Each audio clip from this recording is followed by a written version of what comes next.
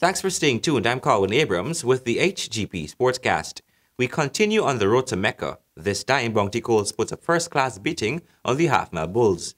Other games of the night saw Rose Hall Jammers clipping the Ravens' wings and Linden's Royals knocking over the Pleasance Guardians.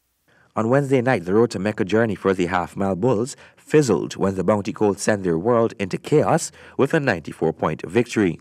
In the first quarter, the Colts won with 24 points, 6 ahead of the Bulls. The second quarter ended with the Colts 23 points, 11 in front of the Bulls this time, sending the game into halftime with the Colts at 47 and Bulls 27. After the halftime in the third quarter, the Colts ended 27 points and Bulls 13. The fourth quarter ended the game with the Colts finishing up with 20 points added to the scoreboard. In the other games, the Diners Ravens were defeated by the Rose Hall Jammers.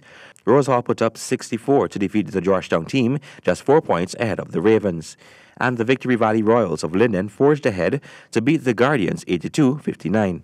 The road to Mecca continues this weekend at the Cliff Anderson Sports Hall. The Upper Demerara Football Association kicked off the Banks GT Bear year-end football tournament at the MSC ground in Linden.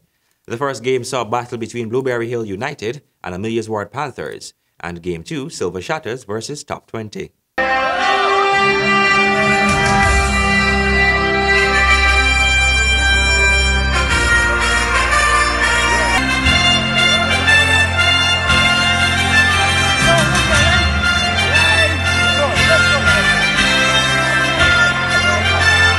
In Match 1 on Wednesday night, the Panthers went back to the litter, goalless after Blueberry Hill United sent them packing when Kwesi Tafawa scored the only goal in the 73rd minute. After this, many attempts were made to break through the Panthers' defense, but this proved futile for the Blueberry Hill team. Game 2 witnessed Silver Shatters defeating the Top 20 squad. The game opened with both teams sporting a tough defense, but this broke in the 28th minute by Shatters player number 8, Damian Williams. The game went into halftime with the score at 1-0. After the halftime, Shatters player number 12, Tamaine Samuels, scored in the 51st minute. A few minutes later, Top 20 finally came through with a goal from number 7, Tyreek McAllister, in the 64th minute. The scores were now at 2-1 in favor of the Shatters, but in the 75th minute, number 16, Shaquille Clark, scored the final goal of the match, sending the scores at 3-1 at the end of the 90th minute. The tournament continues this weekend at the MSC ground in Linden. The Farfan and Mendez Junior Skill Level Tournament kicked off its Junior Squash Final Tournament on Tuesday at the Georgetown Club, with Night 2 seeing the big guns making light work of their opponents. Stanford has more. Daniel Islam was on form, defeating newcomer to the category young Samuel Instraval in 3 straight games. In Category A, Daniel Islam dominated to win 11-1, as Samuel Instraval found his feet playing in the big league. But Instraval came back fighting and proved his right to be there with excellent retrieval, managing to earn some exceptional points in the second and third games. However, Daniel's experienced shot selection and superior execution dominated the match, leading to the victory for the top seed. The other 2 Category A players, Anthony Islam and Taylor Finance, battled out their first match of the tournament, both displaying fluid court movement and excellent control. Islam worked hard to put the ball past the towering Finance, but her skill at cutting off his efforts made the task too much, and she took 3 straight games, 11-7, 11-8, and 11-9.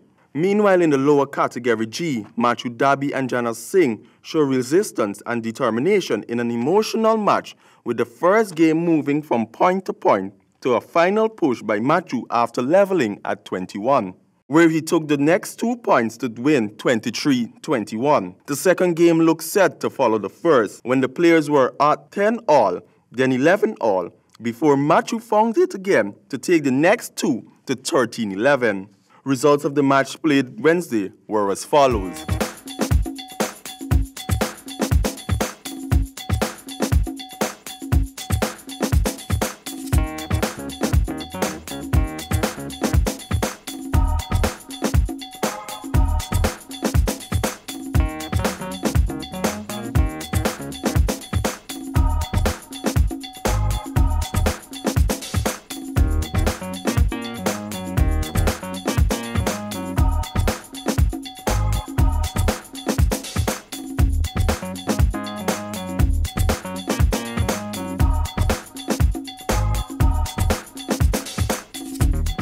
HGP Sportscast, I'm Stanford Howard.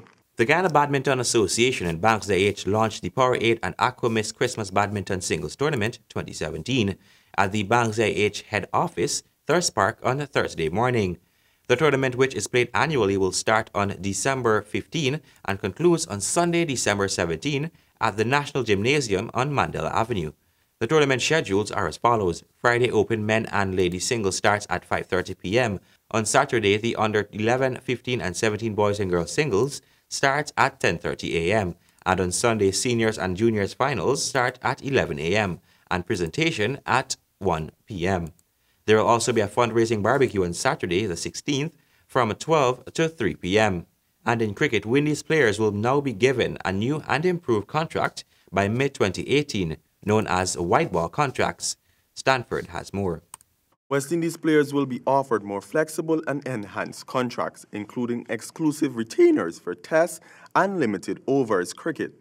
According to a new Cricket West Indies Cricket Board policy, the highest paid category will be for players who feature in Tests and ODIs, with a maximum retainer of over US $300,000, including match fees. The new contracts will be offered on July 1, 2018, at the same time as domestic retainer contracts. The contracts had been split into 3 categories. Category A will comprise players who play primarily Tests and ODIs. Category B will be for only Test players, while Category C will cover players featuring in only ODIs and T20s. Under the previous contract arrangement, players were contracted for 1 year only. A Category A contract was worth US $140,000, Category B US $120,000, and Category C US $100,000, with highly reduced match retainers that were redirected to pay domestic players in the revamped Professional Cricket League. Even though none of the West Indies' high-profile players have been offered contracts as yet. Chris Gayle, Sunil Narine, Andre Russell, Kieran Pollard, Darren Bravo, Dwayne Bravo, Marlon Samuel, Samuel Badri, and Darren Sami will be offered pro-rate contracts based on their performance in the upcoming series in the short term. For AGP Sportscast, I'm Stanford Howard. Thank you, Stanford. And that has brought us to the end of this edition of the HGP Sportscast. Before we go, remember, adversity causes some men to break and others to break records. Goodbye.